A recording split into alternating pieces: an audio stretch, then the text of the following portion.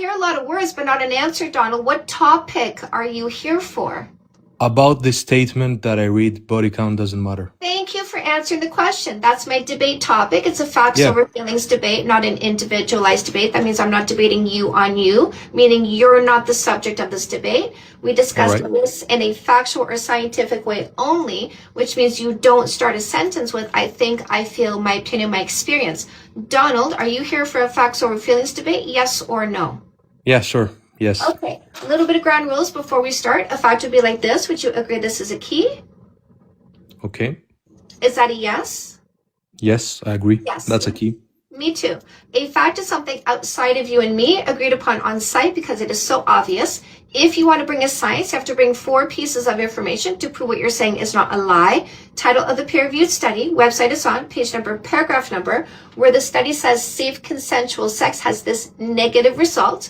You give us that information first. We'll go find what you found, and then you can say it out loud. And this is how we make sure there's no amplification of lies, fear-mongering, or disinformation. Is that fair?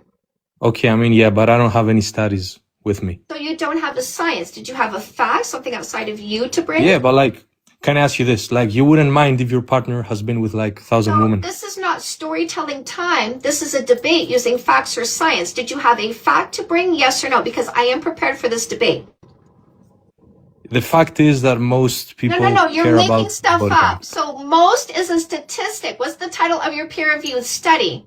No, What's but the like, title of the peer-reviewed study? okay, that do you agree most? that if we So ask you most took a dump people... in your hand. No, don't talk over me when I'm talking. Okay. So you took a dump in your hand, you said most, but that's not a peer-reviewed study, which means you're using lying language because you're attempting to speak for people you've never spoken to.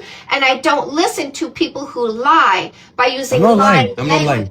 So Donald, you're not the ambassador for people you never talked to. So if you're going to try to talk for other people, that's a scientific study called a statistic. Okay. Since you don't have a study and you don't have a fact, would you like to hear my preparation for this debate? But I want to just ask you something. Apparently no. Okay, so Why? I'm going to let you go because you're not prepared and you don't want to listen.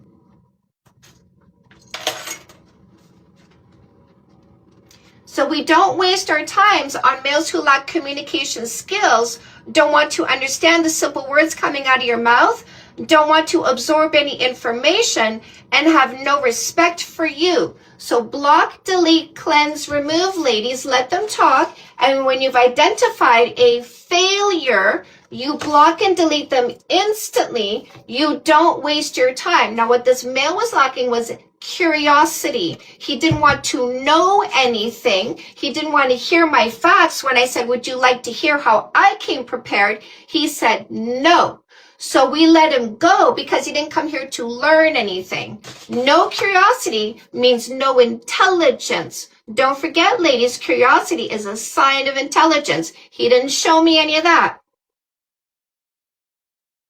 Okay, this is an interesting one because she says a lot of really great things in this video. She's holding him accountable to speak from a place of fact and not generalizing. I really like that. She sounds like someone who's talking down to people. I don't love that. She kind of sounds pretty arrogant, but I kind of understand where she's coming from. She is the authority in this video, and so she's expecting people who come on to debate a topic with facts. Again, I think a lot of what she says has accuracy. Like, if someone shows no curiosity with you, then probably not worth it to date them. If someone's lacking the communication skills, like she demonstrated, she's asking him direct questions, he wouldn't answer them directly, then, maybe don't date them. It's kind of harsh and extreme, her style. It's not really my style, but I get what she's trying to prove here. Now, another part of this is this idea of just like debating the science. I would ask, well, what's the point of that?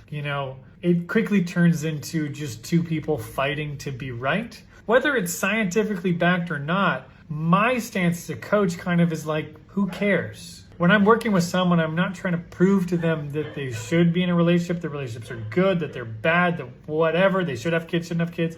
I'm looking to find out, what do you actually want, genuinely? What's the gap between where you are and that, and how do we close that gap? It's not a righteous or moral conversation, it's a desire conversation, it's a structure conversation. So it's just a different style. That's all I could say about this. Someone asked me to stitch this video, and I've seen her a couple times before. I think she probably got some very good points. It just seems very from like a high horse, righteous kind of harsh style. But if it works, I mean, that's my thing. If listening to me or to her or whoever works for what you're committed to, do more of that. If it's not working, switch something up.